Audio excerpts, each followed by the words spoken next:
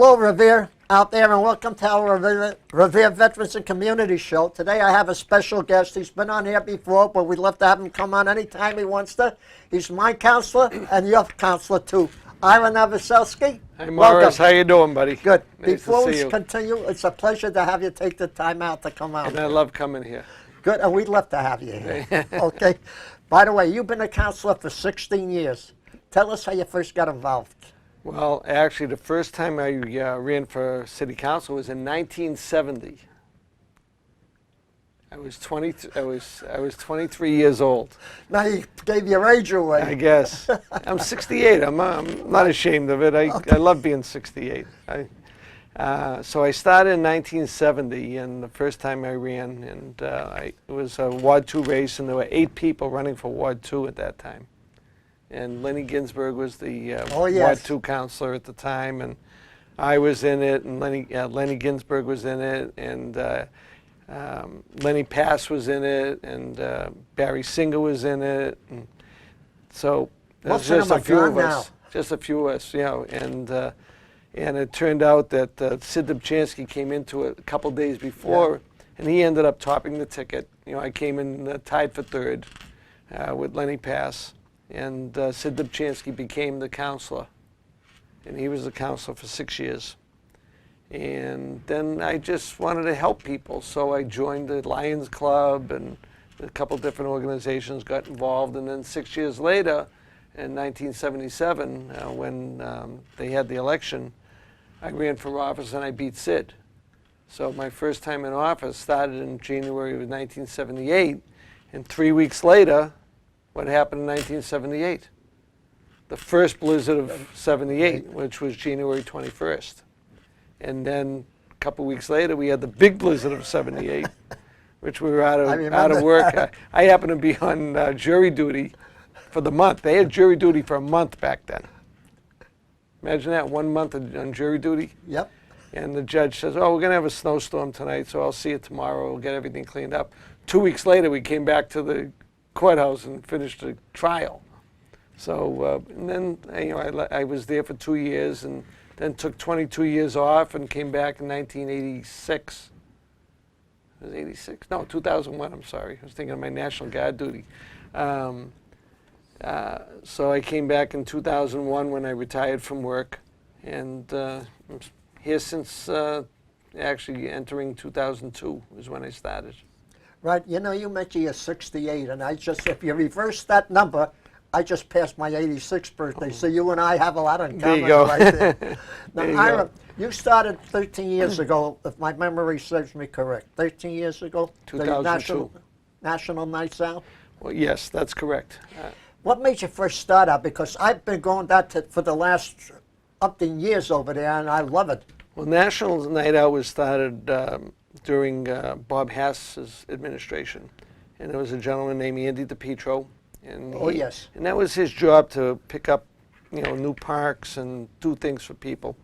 And what they did back then was National Night Out was street parties, rather than these big parties that we have now. Right, I remember. And they had one on Dana Street, they had one down on Standish Road, they had, and they were all over the neighborhood. And there were 15 different National Night Out parties, street parties, around the city. So imagine running for office, and I believe this is like in 1995, and running for office and trying to hit all those National Night Out parties, all those blocks, 15 of them at night between 5:30 and 8:30 at night. And we never hit them all. None of the candidates would hit them all. But so you decided to consolidate. And I said, you know, I don't like the small ones. I want to have a big one. And then Andy passed away, and I said, I'm going to pick it up. And I said, I'm going to have it at the Garfield School at Curtis Park. That's where I want it. That's where it's a central point for everybody to come to. And here we are, and it's bigger and better. I have 400 or 500 people down there. At least. Free hot dogs, pizza. Hamburgers? No burgers, just simple. No burgers? Simple, very simple. Okay. And we have face painting. I got Silly Willy the Clown to do the balloons. The state police come down and show their bomb squad equipment, and the robots. And then we have the drug sniffing dogs. The canine teams come down from Revere and the state police. We've had the state police dive unit down there, and the state police horse unit. And we also have a young lady, Sky Mulvaney, help me out with the ponies. So we have pony rides for the kids. The sheriff, Steve Tompkins, comes down, and they do fingerprinting for the little kids. This year we're having a bike registration program, and we give out helmets. The police department comes down and gives out helmets. Actually, the kids have to earn the helmets. And DJ is DJ Stevie Ray, and he's been doing it every year for me. And what he does is he does a contest for the kids, and they have to earn their hats. I get passes from the Showcase Cinema. Nobody's given anything. They have to earn it. So they have to make fools of themselves dancing. So, and even the parents, Comfort Inn has helped us, and they give one night at the Comfort Inn. The parents have to earn it. Margaritas gives us free meals, for entrees to come down. They have to earn it. It's a good time out down there. We have the moon bounces. Movies?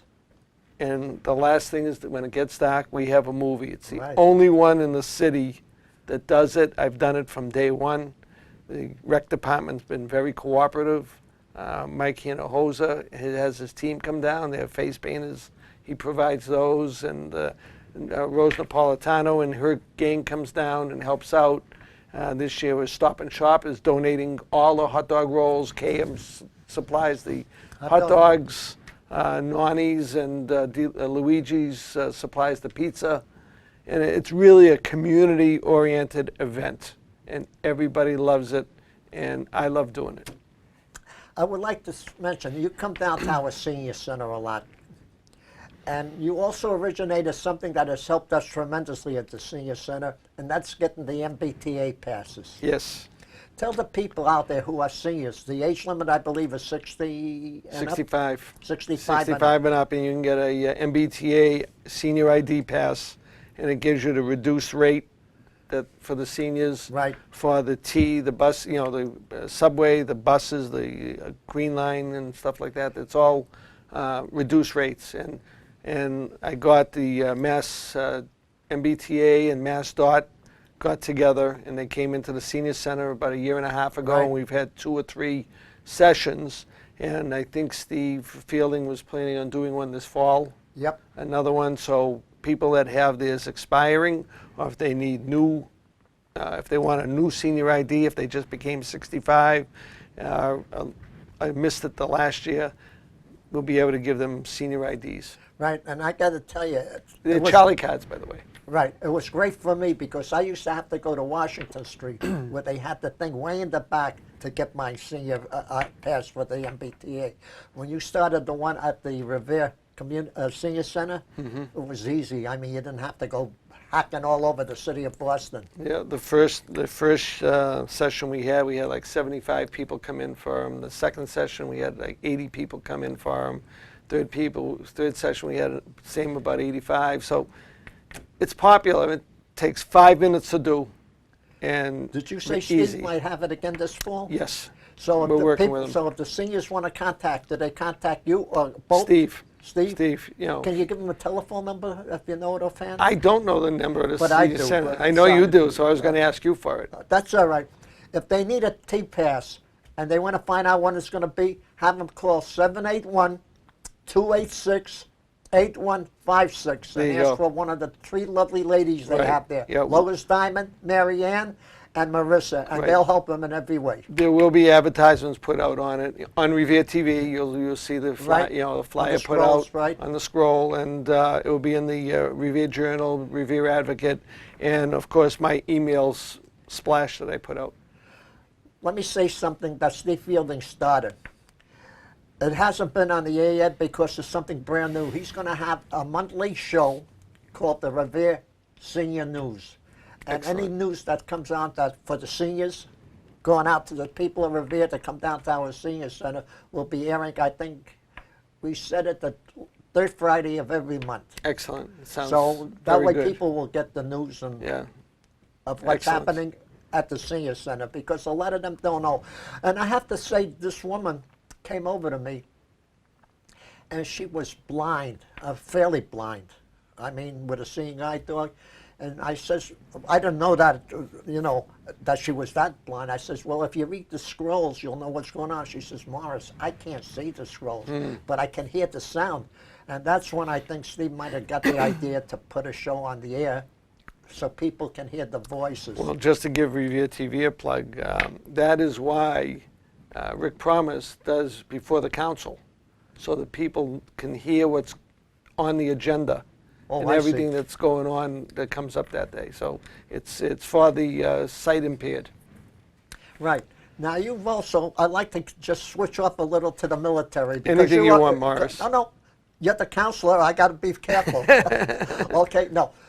Well, in the military, so you're a veteran. You're also a counselor for the community, so you're a community veteran. So you're a double veteran. But tell us a little about your National Guard. You've been in that a long time, I believe, 26, 27 years? Well, I have 27 years of I was service, close. of military service in my Right. career. It's split between the Army Reserve and the National Guard. I had 6 years in the Army Reserve, 1968 to 1974. Then I got out and I took 12 years off, and then I got back in 1986, and then I retired in 2007. So that's my total military service. That's it? Yeah. Okay, but you also do a lot for the Revere veterans, you and Al Terminello Jr. Right. So elaborate on that a little. Al and I started the Revere Veterans Committee, and everybody that comes to the concerts on Sunday night at the Legion will see us cooking a barbecue. And we do that to raise money for our Veterans Day event that we have on November 11th weekend, which I believe is November 8th this year, because November 11th is in the middle of the week. So we picked the weekend before to celebrate this, and we have about 200 people at the VFW in Beachmont. Alan LaBella always gives us his time to entertain us for the evening. We have Chinese food. It's $15, $18, $20. I'm not sure yet, what it's going to be, but somewhere in that ballpark. It's cheap money for a good night, and we have a good time doing it. And that's at the American Legion? No, Or the Council- that's at the Beachmont VFW? Beachmont VFW. Okay. The barbecues are at the Legion in front of the American Legion on Broadway. That's good to know. It's not too long ago that we had a twister, but actually it was a tornado, and that was not too long ago. Tell us about it from your perspective. Actually, it came on July 28th, 2014, Right. approximately 9:50 a.m. I was And at the senior center, and I have to tell you this. We were inside. We heard the boom, and we didn't know what it was. And what happened, if I may just spend 1 minute with you, Ira, there was an air conditioner on the roof. Believe it or not, that thing flew off and crushed the car on the other side. My car was here. The other one was here, but it came off the roof and went boom right down there and Yes, I leveled know- the car on the I know opposite that. side. I happened to be at the bagel bin that morning, as usual. That's my office hour. I know that. From 8:30 to 9:30, that's where everybody knows to find me. And it got very dark and windy and raining and pouring, and I think Sergeant Chapman from the Revere Police came in. He goes, a couple trees fell down across the American Legion Highway up near St. Anthony's. That's right. And we said, well, that's what happens with high winds. Next thing we know, we're getting all kinds of reports coming in, and I try to call my son, and my granddaughter happened to be up at the high school at the time. And I try to get hold of them to see if they were okay, and I couldn't get through. So I jumped in my car, and I got up to high school, and I couldn't believe what I saw. The front of the school on East Mountain Ave, all the trees, literally when you have seen a tornado and the trees bent like this, that's exactly how it was in the back of the high school. East Mountain Ave was totally blocked, trying to get from School Street down to Broadway. There was someone's roof was hanging. There were some pictures I saw in the Journal just recently that there was someone's roof hanging off a telephone pole, the rubber roof, and the trees were all over the road. 8 deep. You could not get down that end by Rite Aid. You know, it's funny, Ira, when I was going home after the tornado, stopped at the senior center around that area, and I crossed the highway to go home past Suffolk now. Nothing was wrong down No. that area. Yeah. It was just behind that Yeah. highway. Well, the only way for me to get out of there was go down School Street to Broadway. And I went to take a left. And there were civilians there. Actually, there were some crossing guards, or they were wearing the yellow vest. They were stopping everybody from coming down Broadway, but they saw it was me and they knew I was a council, so they let me take the left. And I came down there, and what I saw, the devastation I saw, was unbelievable. But I was proud to see our guys from the DPW already moving Oh, yeah. tree limbs off off Broadway, making room for the fire engines to get down there and the ambulances just in case. And Action was flying down there, and it was just unbelievable. I'd never been in a situation like I that got to before. tell you, the two people that I know at the DPW is Donna Goodwin, Don Goodwin, yeah, Don Goodwin, superintendent. and Paul Argensia. Paul, excellent people. Yep, and they do an excellent job. And I worked for Paul many years ago at the Garfield School, so I know Paul pretty Yeah, good. it was And very they did good. Yep, and they did a terrific job. Yep. I'd like to talk about a record, not the Red Sox setting a record, but the snow setting a record this year. We had the worst snowstorm that we've ever had, height-wise. Yes, we did. I believe we had over 110 inches of snow. Oh, yeah, 9 feet, over 9 feet, which Yeah, is it 108 was- roughly. That's the most I have ever seen. And, I do plowing on the side. Right. It's almost like a hobby for me. It's not a real business, but it's turning into that. Was But- you the one that plowed me in all the time? No, I'm the one that plowed you out all the time, Morris. How you never knew who did the front of your house. No, I never did That was that. me. Thank you. You're welcome. Thank you for helping a senior citizen. That was not really nice of you. I got to tell you, Bob Dunbar from Revere TV would help. Drop me off on the way home. Dropped me off at the house, and I got my shovel, and I was going to shovel out so that my wife could get the car out. He did the shoveling for me, and Yeah. then the next day when I came back from Revere TV, the place was clear as a whistle, and I never knew who did it. And when I Anytime, asked them- Morris. No, I take care of my constituents. That's one asked- of my things. I asked the people, I says, who did it? But no one knew. I mean, you must have come in with incognito, with a beard or something. Middle of the night, I work. Was that Yeah, what it that's was? I do the midnight run. That was good. But so there was a lot of snow, and unfortunately, some of the streets were totally blocked, and people weren't moving their cars, or they couldn't move their cars in some cases. But it was a very difficult situation. Ira, something that I heard on the radio, which South Boston did, and I thought was excellent, because when we had the heavy snow, it was hard for two cars to pass down the same Big street. time. Big time. Especially on my street, because and I thought for a minute there was going to be some road rage, but the people were pretty cool about it. And there, South Boston came in with the idea to make certain streets only one way. One way. Is Revere thinking of doing that if anything like that happens? And actually, just before I go into the Revere thing, Boston, they did theirs right away. They have staff to do it. They have 100 guys just in their sign department. Oh, I see. We have 2 guys in our sign department, and everybody else was out with their machines and Right. plows, and we couldn't do it that quickly. We are meeting on a regular basis with the mayor, the fire chief, the police chief, and Superintendent Goodwin to talk about one-way streets. And matter of fact, your street is a target. I hope so, because Excuse me. we couldn't even get out of the driveway, some Right. of the people on my street. The thought down in your area is to make your street, because you get the buses going by with the school. School, right. There's one way going from Elliott Road down to Garfield. Right. And taking a left on Garfield. And making- one way, that'll be one way going what they call eastbound.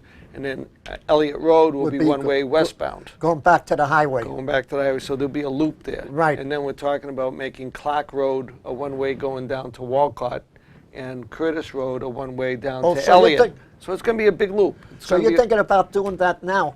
that In other is words, talked making about this Standish su- Road one way going from Elliott Road to Garfield? Probably won't happen till December. Right, December whether 1st. there's a snowstorm or not, That's just to correct. make them That's one going to be way. a permanent That's a one-way. good idea. I And like that. we're talking about potentially making Arlington Ave a one-way, coming down the street into Centennial. So this way, Arlington will be the same way as Florence. And you'd have to go up Walnut Ave Right. to make the turn to come around. And, you know, some people were asking for it, but because of the snow, it seems to be a logical thing to do. Can I ask you this, Ira? If you're going to make Standish Road, let's say one way, going down to In front of your house, we're going to make it one way, both coming in. I figured you were going to do that. Would the people be able to park on both sides of the street, or would it only be one side? No, there'll be two-sided parking. That's good, because Yeah. there'll be more room then. That's correct.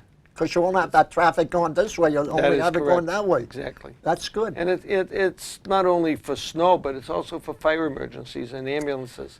Because if you have a car coming down, an ambulance or a fire engine They never coming would have down, got through. They couldn't get through. Never would have got They through. couldn't get through. So that's a plan of attack for now.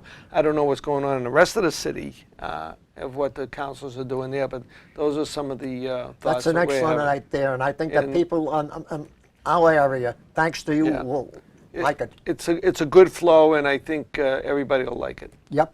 Because sometimes, you know, especially if you're going down Standish Road, which I happen to live on there, and even if it's a little snowstorm, it doesn't have to be one of these major snow, we still have the same Right. problem. But we're still, even with one-ways, during a snowstorm, there still will only be parking on one side.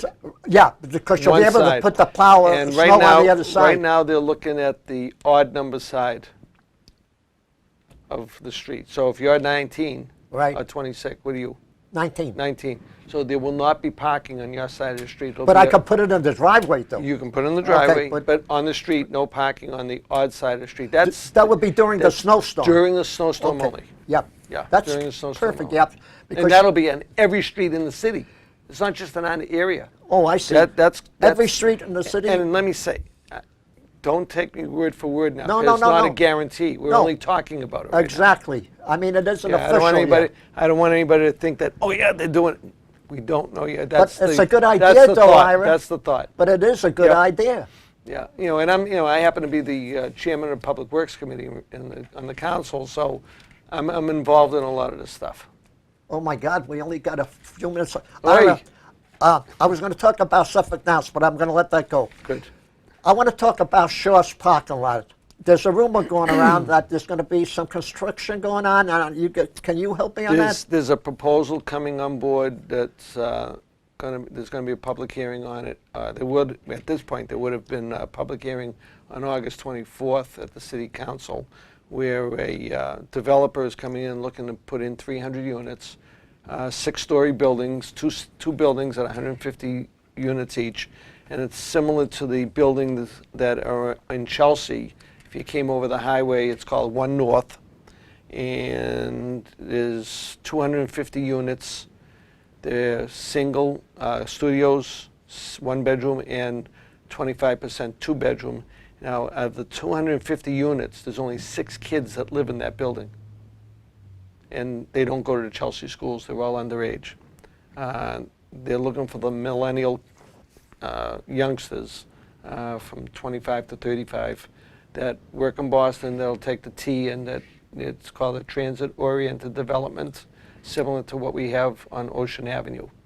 So where they're in the design phase right now, they have to come in and get some zoning changes done, and we have to talk about the creek behind Shaw's. Yeah, behind mine. Behind your house, about what we're going to do with that. They've been talking about putting that under a culvert for years and years and years. Well, back when in 1978, when I was the councilor, 79, 78, 79, Senator Joe DiCarlo at the time had gotten $3 million into the budget to actually clean out the creek and put an open culvert there. An open culvert is a concrete right. U, basically, with walls on the bottom. But over the years, you know, nothing got done. He left office, and the $3 million. An open culvert wouldn't disappeared. help really much there because you still get the debris and Well, what you have now is an open culvert. Exactly. Yeah, but it'll control. What will happen is you're not going to get all that sediment to fall back in, and you're always going to get water flowing through there when it comes. Because you got to realize you're the bottom of the hill. You are the lowest point I in know water that. too. So all the water coming down from the top of the hill drains down to your neighborhood. That's So, right. and the whole idea is to get it into the culvert so it drains out into Sales Creek. So we're talking with the developer Maybe he'll be able to take care of some of it. And I'm in the process of talking to the Speaker of the House, DeLeo, about what we can do environmentally to get it cleaned up. Ira, you got to, excuse me for interrupting you. We got about 2.5 minutes left. Take 2 minutes to talk about whatever you wish, but just leave me 1 minute, just 1 minute. Well, I'm a politician. I need know 20 that. That's minutes why I'm left. begging you. I wouldn't beg you if you were a politician. Well, let me say, I love being a city councilor. And we love having you. I love helping people. And, I'm getting phone calls, numerous phone calls. Well, let me put it this way, numerous. 4 phone calls, 5 phone calls a day, but I'm getting 7 or 8 emails a day. And, and I respond to every single one of them. That's my thing. I want people to know what's going on. Would you give them a telephone number if people in Ward 2 want to Absolutely. contact you? You can contact me at 781-289-7031, or you can get me at my email, Ira, all lowercase, _Novoselsky, Novoselsky, @yahoo.com. And I could call you in the morning, like 2, 3, 4, 5? Well, I could tell you a joke, not a joke, but a situation they have me, but I'm not going to. Okay. It happens. It has happened? It has happened. And that's I no only lie. It's no lie. It has happened. But, I enjoy doing, I go up and check. If someone calls, I check things out. You need my time. You shutting me off? No, I'm not shutting you up. I just want to shake your hand and say thank you for coming on the show. I'm giving you 1 minute, Morris. That's all you got. I know that. I thought I was the host, but thank you for letting me come on the show. Anytime. You can come back anytime you want. Thank you, Ira. I have an open door policy. Let me say God bless you for coming on the show. Thanks, Thank you Morris. for the time. I want to thank the people of Revere for listening. I want to thank our troops, but most of all, I want to thank our great country, the United States of America, folks. Excuse me, and thank you for tuning in, and I hope we have another great show as we had here, which we gave out some good information, and I hope you people out there were listening about the MBTA pass, about the senior center. We'd love to see you all come down, have a cup of coffee and a donut in the morning. I mean, it's only about 35, 40 cents, where you couldn't buy it anywhere else. So thank you again. Thank you, Ira. My pleasure. Thanks, Morris.